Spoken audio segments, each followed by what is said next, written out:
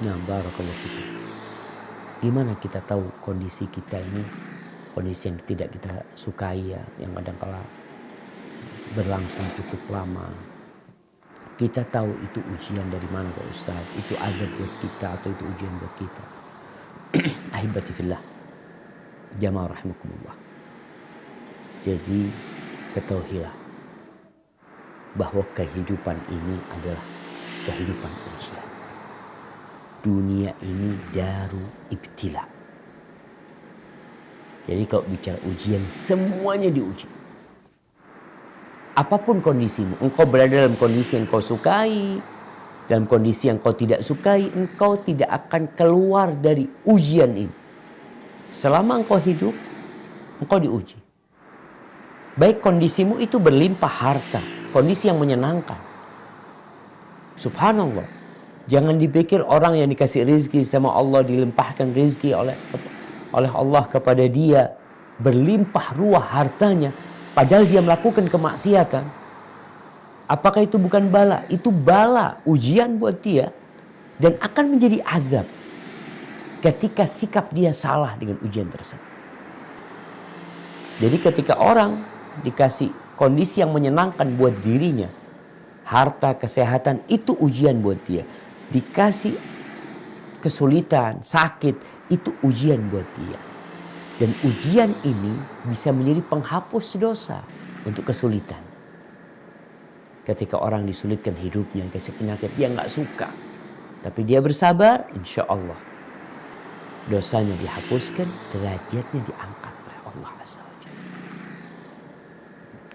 Tapi bisa jadi azab enggak? Tadi dia itu jadi azab sehingga menghapuskan dosa. Dan akan menjadi azab yang berkelanjutan kalau dia tidak bersabar. Kalau dia tidak menerima, itu jadi azab buat dia. Oleh karena itu, dalam sebuah hadis disebutkan bahwasanya orang mukmin itu ketika dia dikasih penyakit, dikasih musibah, kemudian dia disembuhkan, dia tahu musibah itu untuk mendekatkan dia kepada Allah Azza wa Jalla. Musibah itu untuk menghapuskan dosa-dosa dia. Dan itu yang menyebabkan musibah yang menimpa seorang muslim, perkara yang buruk yang dialami seorang muslim itu jadi baik buat dia. Jadi kalau dilihat hikmahnya, alhamdulillah, berapa banyak orang yang ketika ditimpa kesusahan, dia semakin sering baca Al-Quranul Karim, semakin sering sholat duha, semakin sering puasa sunnah.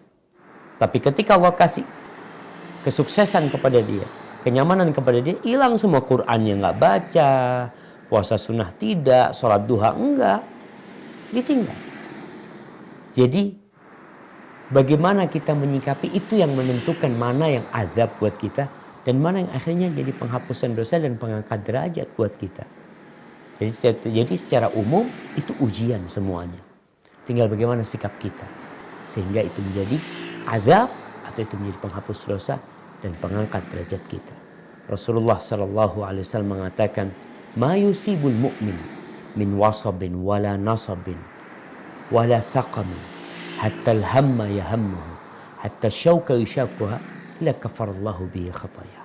Tidaklah seorang muslim ditimpa kelelahan, ya, capek dia, kegundahan yang menimpa hatinya, duri yang masuk ke kakinya mungkin, melainkan itu akan menjadi penghapusan dosa buat diri dia.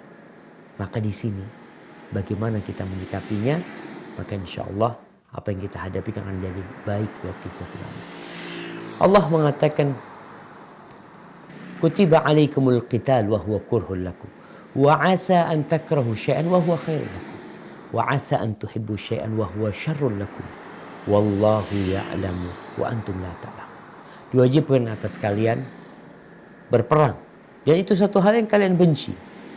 Tapi Allah sebutkan bisa jadi sesuatu yang kalian benci itu, yang kalian tidak suka itu baik buat kalian. Dan sebaliknya sesuatu yang kalian suka itu buruk buat kalian. Allah tahu, kita tuh nggak tahu. Oleh karena itu Umar bin Khattab radhiyallahu taala anhu pernah berpesan.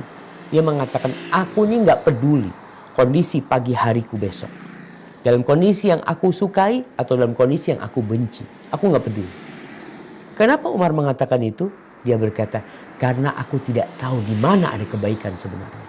Apakah kebaikan itu akan berada di sesuatu yang kau benci atau berada di sesuatu yang aku sukai? Jadi kalau bicara kondisi kita setahun, 2 tahun, 3 tahun, ada orang yang sampai mati, Allah kasih bala. Hidupnya susah sehingga dia berjalan di muka bumi ini bersih dari dosa-dosa.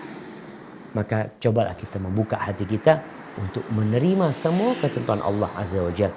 Kalau itu ketentuan yang kita sukai, maka kita bersyukur. Kalau ketentuan yang kita tidak sukai, maka kita bersabar dan semuanya akan melahirkan kebaikan-kebaikan yang sangat banyak buat kita. Hadza wallahu a'lam bishawab.